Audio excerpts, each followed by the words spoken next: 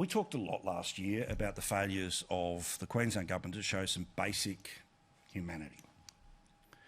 Now, it is again very popular that you whack up the borders, everyone loves it, how good's Queensland without the tourists?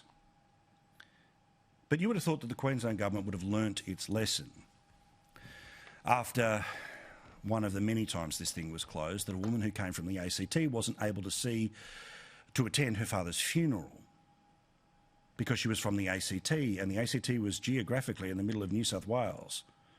That apparently meant that it was a hotspot. She didn't have the virus, nobody in the ACT had the virus, yet she was not able to attend the funeral. In fact, the only way she could get to see her father's body was to be head to toe in PPE, as if she was from the movie Outbreak. Well, we told you a story over the past couple of weeks that I thought was going to resolve itself. But alas, it didn't. A mother in Queensland, Anneli, has been dying for the past few weeks, and her son came home to see her before she died. Marko went into hotel quarantine, and Marko produced no fewer than 4 negative tests for coronavirus. They tried on 6 occasions for him to be able to get out even for 5 minutes in full PPE, to be able to at least see his mother with his own eyes before she died. He was due to come out of hotel quarantine at midnight on Friday. But his mother had died just a couple of hours earlier. He was not a risk. He was proven to be negative. He was willing to take all of the precautions.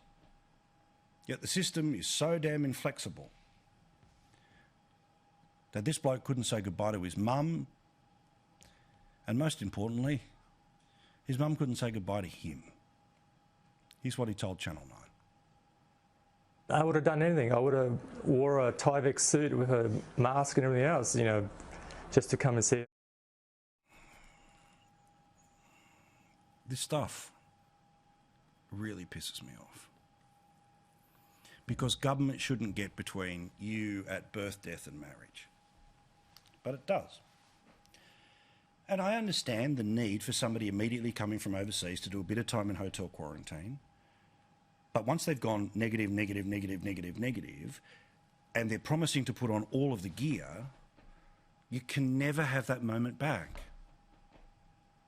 Why does this happen so frequently, and why do so few people care?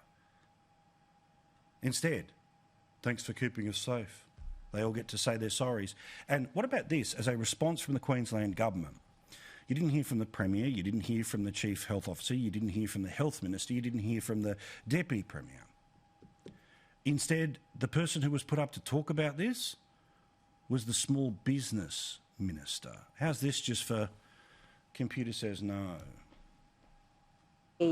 Take the Chief Health Officer's advice on all of these decisions, and she gets thousands of requests for exemptions.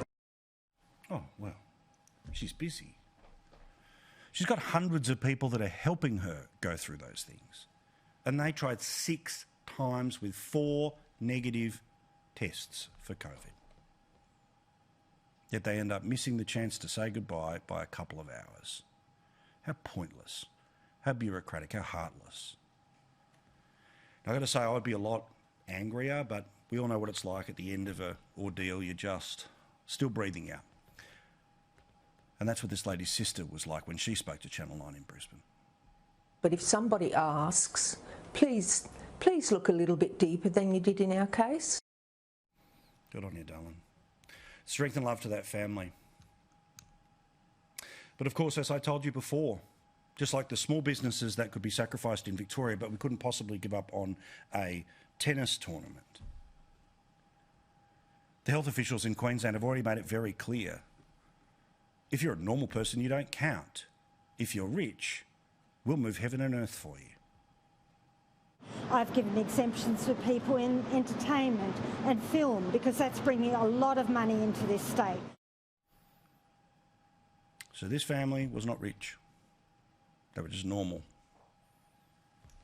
and their government let them down. But of course, it doesn't really matter, does it? Because this government got what it wanted, and many millions of people around Queensland were more than happy because she kept you safe. What bullshit.